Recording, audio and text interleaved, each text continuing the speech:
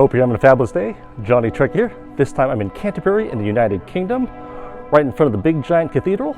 Here's everything I did in a couple days. I did what I could within a very short amount of time. Let's go.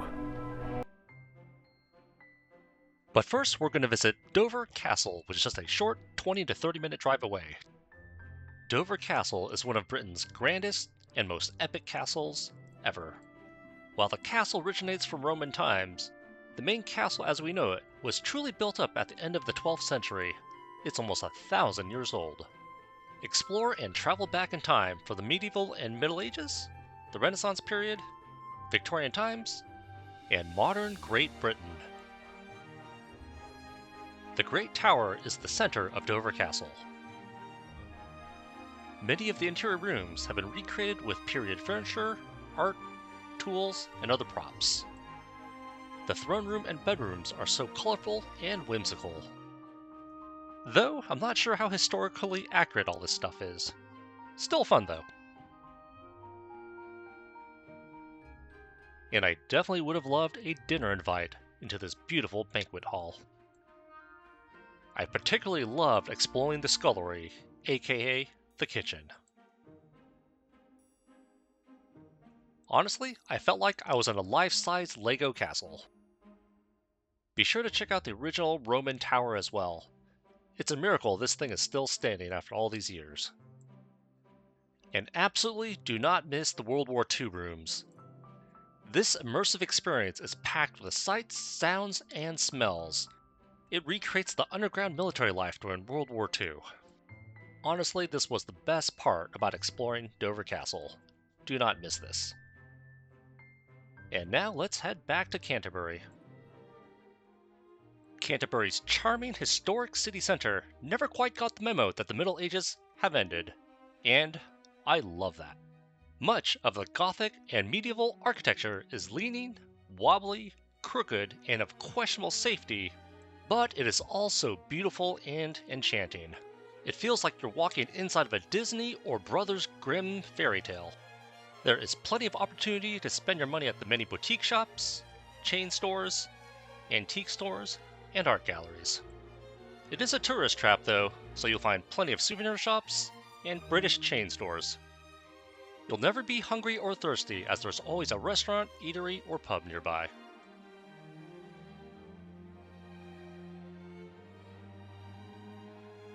The funnest thing we did in Canterbury was taking a riverboat punting tour on the River Stour, which goes right through the city center.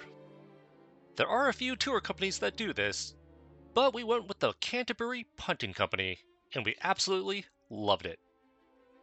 Our friendly and handsome punting guide, Sebastian, took us on a lovely and informative cruise, sharing brief local historic stories with sprinkles of British humor.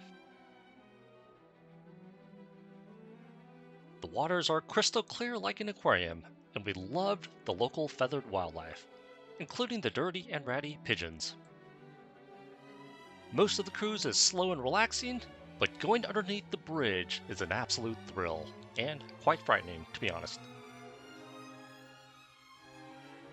Photographers and social media influencers will love this.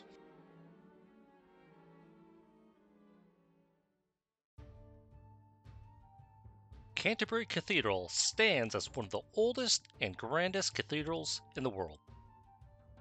Founded by St. Augustine in 597 AD, this UNESCO World Heritage Site is a breathtaking masterpiece of architectural history, blending Romanesque and Gothic styles together.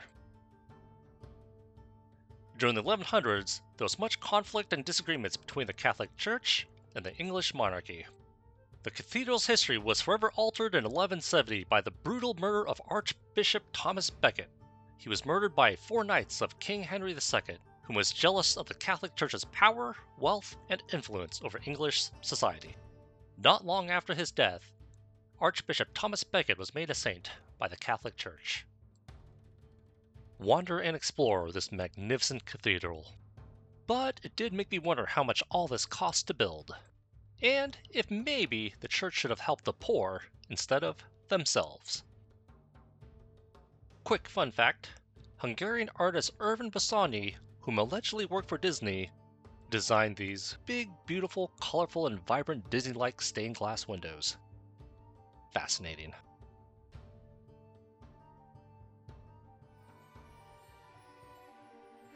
The Beaney House is a magical, fairy tale looking building that's something out of Game of Thrones, Harry Potter, Disney, or Old England.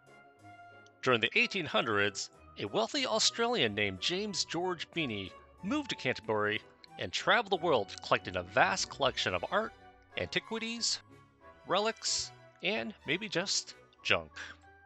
Today, this free museum is open to the public to see all of Mr. Beaney's collection of souvenirs throughout the world. And honestly, it's all quite fascinating. There's also a pretty big section on British pop culture. Not sure what this stuff was, but also fascinating. And most importantly, as I mentioned before, this place is free.